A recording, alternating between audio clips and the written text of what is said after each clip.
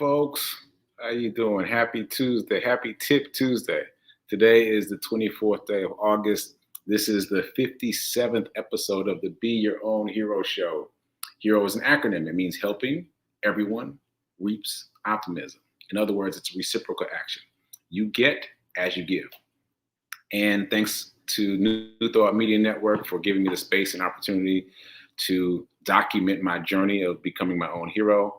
You can support them at ntmedia.org. You can donate and you can see what other programming is available on the network, so please check them out. And quick disclaimer, I am not a financial advisor nor a personal trainer, so take my advice with a grain of salt. I'm simply telling you the things that have worked for me and often the things that did not work for me so that you can learn from my mistakes. All right, I think that's all my introductory stuff. Check out the show here on the New Thought Media Network, Monday through Friday, 10 a.m. Eastern, 9 a.m. Central, 8 a.m. Mountain. New Thought Media Network, by the way, is founded in Mountain Time. It's in Colorado, so Mountain Time. Got to include that. Okay, so today is Tip Tuesday. That's the day I talk about money. Talk about money. And thanks to all of you who are sending me questions, because that just requires me to do more research and to grow. So I've got 3 things that I want to try to hit if I can. And let's just jump into it. So the first is a question from Nan. She wanted to know when to sell the stock. Okay, so a couple things. I want to recommend this resource called Investopedia. I've got it up on my phone right now. Investopedia, like the word invest and then O-P-E-D-I-A, Investopedia. So there's an article on there about when to sell stock and about really everything. It's a very great resource, so check that out. I read the article. What stood out to me, given where I am in terms of investing, like very early in, what stood out to me is the idea of selling if you made a mistake. I thought that was pretty funny. That's rule number 1. If you realize you made a mistake, sell the stock. Sell the stock. Don't just hold out and hope that it's going to turn itself around. Just get rid of it. So that actually prompted me to sell a stock that I had bought, and I was just holding out hope that it was going to turn itself around, but it kept on going more and more negative, so I sold it. By the way, the terminology is close the position. That means, okay, so when you've got your portfolio, so there's that, and then within your portfolio, you've got your different positions. That's each of the stocks you own. So when you close a position, that means that you've sold all the stock for that. You've sold all your shares of that particular stock. That means, so the phrase for that is close your position. So if you close your position on Amazon, for example, that means that I sold all my shares on Amazon. So I just want you to learn the terminology as I learn the terminology, because that'll help you understand the world of finance as it's spoken around you. So I closed my position on that stock. And what's important is when you close your position, the money stays within the ecosystem. And we talked about this briefly last week. There are different ecosystems. That's what I'm calling them. So different platforms for trading stocks. So there's Cash App, obviously. We've talked a lot about that. There's also Ameritrade. There's also Robinhood. There are many different platforms. And the money stays in the ecosystem. So, for example, on Ameritrade, when you close your position of any particular stock, the money comes out of that stock, but it stays within Ameritrade. So your available balance for trading goes up by however much you sold the stock for. If you sold it for $5, it'll move itself from the Amazon stock, let's say, over to cash available for investing. So it's still in the ecosystem. The reason I'm hitting this so hard is because I am understanding now, this is new information, that you need to keep it in the ecosystem. Like, don't take it out of the ecosystem and put it in your pocket. Leave it in whichever ecosystem you're investing in. Leave it in Cash App. Leave it in Ameritrade. Leave it in Robinhood. And once you close a position, reinvest it into something else. Because once again, that term we learned from Grant Cardone is dead money. We don't want no dead money. We don't want that. Even the phrase alone is terrifying, right? So once you close your position, it moves itself into, the out to the outer ecosystem, right? But it's still there. So reinvest it into something else. Just keep the money circulating into different investments. So anyway, I talked about that for a bit. So the first answer is sell when you realize you've made a mistake. The second answer is sell when the stock shoots through the roof. Yikes. That is very difficult psychologically. That's very difficult psychologically. Because I got one of those. I got one that I bought low and it shot through the roof. And so the idea, what it says in the article is like, if you buy with $10 and all of a sudden it shoots to 100, which psychologically you're going to be like, oh, well, let me hold out for 200. And it says, don't do that because it might drop back down to $9, less than what you bought it for. And then there's no way to get it back. Or, theoretically, there's no way to get it back. So the really central point is to remain rational. Have a plan, remain rational. Don't get too excited. So if the stock shoots up, it's better to sell at the price where it shot up. It's better to sell at 100 instead of hoping for 200, because even if it like the opportunity cost, it's better to get that $100 rather than hope it goes to 200, it drops down. So you can live with the results of it better. Like you'll say, I wish I hung in there longer. I could have got 200, but that's not the same pain point as I wish I had sold when it was 100 and now it's back down to 9, right? So that's good information, but significantly harder. Like I have, as I said, I've got a stock that shot up and I read the article. I'm like, ooh, ooh. But I understand it though, because already it has trickled back down from where it shot up to. So I'm going to try to close that position and then reallocate the resources within the ecosystem to another stock. Okay, so that said, it's really about goals.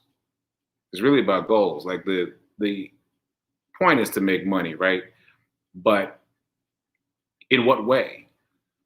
Like the more you dabble in investment, the more you have to think specifically about what your goals are. Like, do you want to increase your net worth versus do you want to create passive income? You know what I mean? Like, so you have to think about those things. So that said, creating passive income in this world, in the world of stock, seems to be generated by dividends. So if you buy into a stock that pays dividends, it starts paying you back. It's like a built-in cash back program, right? So I bought into my bank just because it makes me feel better interacting with my bank if I own a couple of shares of stock. And it just paid me dividends just now. And I'm like, that's genius, because not only am I getting interest on my savings account, which I know is dead money and I need to shift. I know I'm working on it. But not only am I getting interest from the savings account, but I'm also getting direct cash back from the stock, dividends from the stock. So I think that's great. So we're like doubling the money. So I would suggest check out your banks. Wherever you bank, see if they're available as a stock and see if they pay a dividend. That's my tip. Again, I'm not a financial advisor, but I know it feels good emotionally for me to own a stake in the place where I already do business. And I like the idea of getting interest and dividends from the same place. Okay. All right. I'm off track. Let me get back on track. I've got another question. I hope that was enough in terms of when to hold and when to sell, but I think that's a continuing conversation that we'll keep talking about. So next question was about cryptocurrency. Okay, let me see if I can do this briefly. I am new to it myself, but this is my understanding of it. So when we think about inflation, speaking for myself, when I think about inflation, I think of prices going up, but that's only half the equation. Prices are going up, but also the value of the dollar is going down at the same time. That's a part that I didn't think about that is really scary. So what happened was some very smart person who has remained anonymous to this day created Bitcoin as a response to the fact that the dollar is depreciating in value over time vis-a-vis inflation. So the idea of Bitcoin is it's a currency that can't be devalued, that holds its value. So that is a whole rabbit hole. If you go down the rabbit hole, you'll find out that the dollar used to be backed by gold, but is no longer backed by gold and is no longer backed by anything. There's a lot of information there. But the short explanation is Bitcoin was created as a response to inflation. And then once Bitcoin started doing well, people started creating what are called altcoins or alternative coins. So that the whole world of cryptocurrency is basically Bitcoin and all these altcoins. And all of them are envisioned as a way to respond to inflation. So the idea of cryptocurrency is at some point, the dollar will lose enough value that we'll have to shift to a new system. Let's build the system now. The system is called cryptocurrency. That's basically it. So you have to decide if you believe that or not, but it's important for you to at least know what it is. That's what it is. It's a response to inflation. And more things are happening with cryptocurrency. I've said this before, and I'll say it again. Start watching CNBC. I actually have it on right now on mute. And the more I watch it on mute, the more sense it makes. And I don't even have the volume on. I just happen to look up and I find it easier to watch on mute because there's so much going on the screen. But as I just have it on, it gets less and less confusing. And so I know just from this morning that Visa, credit cards, they just spent $150,000 on an NFT, which is another form of cryptocurrency. So don't worry about the NFT yet. The point is they just spent $150,000 on cryptocurrency. So cryptocurrency is coming more and more online. So start paying attention to it. Just start listening, paying attention. You don't have to do anything yet, but pay attention. Okay, and then the last question, well, wasn't really a question, but it was just like noting that there are so many different exchanges. And yes, there are many different exchanges. I'm on Robinhood and Ameritrade and Cash App, and they all have their assets, their pros and cons. What I like about being on multiple stock exchanges is that you get different things. Like Cash App is the most user-friendly, which is great. And it's got the information icon, which I mentioned before. You can just tap the I next to anything and it'll explain what that thing is.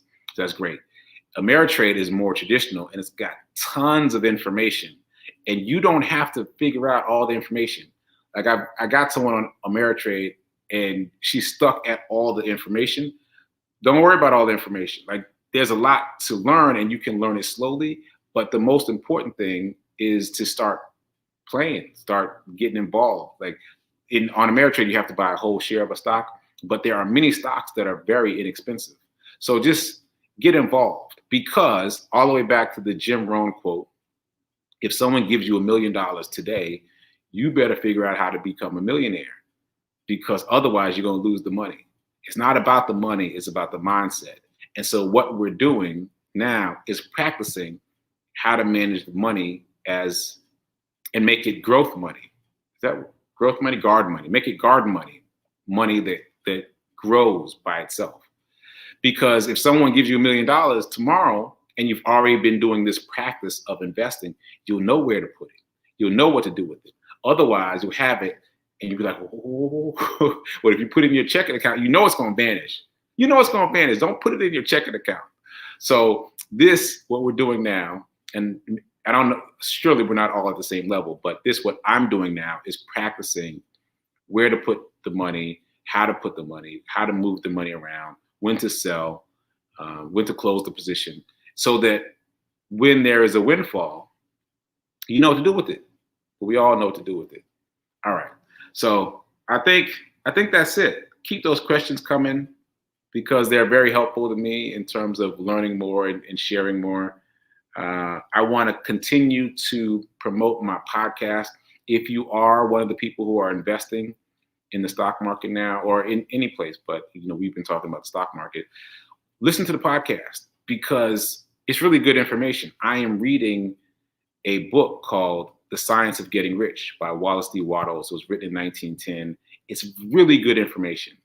So I would really strongly urge you to listen to the podcast because, again, it's about mindset.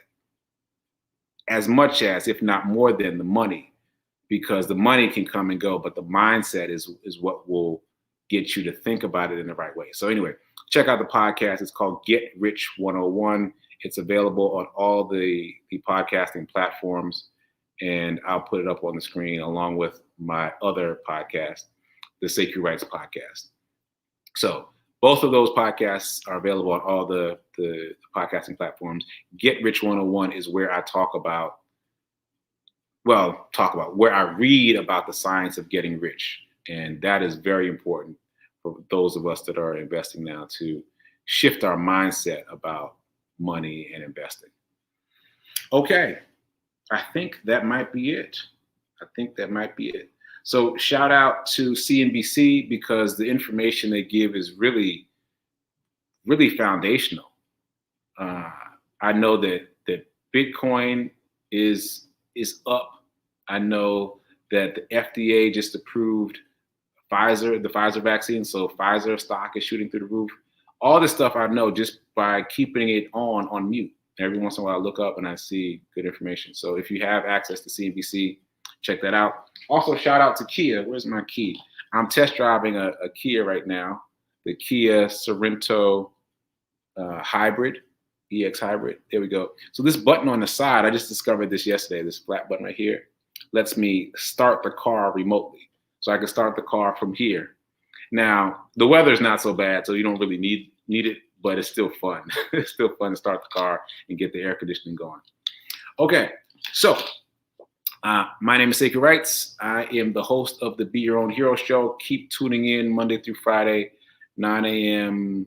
Central, 10 a.m. Eastern, 8 a.m. Mountain, and checking me out. And in the meantime, until I see you again, keep doing. Be a hero. Be your own hero. And remember that now is better than perfect. And keep investing. Keep investing. And keep asking questions. All right, so I will see you again at 10:30, where I'll be producing Sit with Rev Melissa, and maybe I'll be popping in to say a word or two, and I'll be back here tomorrow, Wednesday morning, for Workout Wednesday. All right, I'm out.